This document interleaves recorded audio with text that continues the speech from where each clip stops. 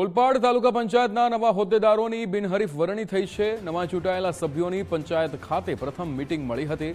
ભાજપ દ્વારા નવા હોદ્દેદારો માટે મેન્ડેટ જાહેર કરવામાં આવ્યું છે। પિયુષ પટેલની તાલુકા પંચાયતના પ્રમુખ તરીકે વરણી થઈ છે।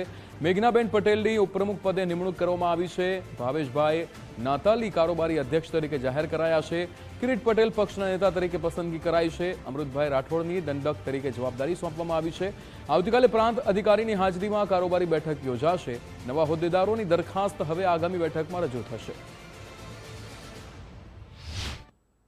માન્ય શ્રી જગદીશભાઈ વિશ્વકર્માજીના આદેશ અનુસાર ઓલપાડ તાલુકા પંચાયતના પ્રમુખશ્રી તરીકે પિયુષભાઈ બળવંતભાઈ પટેલ અને ઉપપ્રમુખશ્રી તરીકે મેઘનાબેન કેવલભાઈ પટેલના નામનો મેન્ડેટ આવેલ હોવાથી અમે માન્ય ધારાસભ્ય શ્રી મુકેશભાઈ પટેલ સાહેબ, માન્ય સાંસદ શ્રી મુકેશભાઈ દલાલ સાહેબ, બ્રિજેશભાઈ પટેલ, યોગેશભાઈ પટેલ, કુલદીપસિંહ ઠાકોરની હાજરીની અંદર અમે આ ફોર્મ મેન્ડેટ અનુસાર ભરાવેલ છે।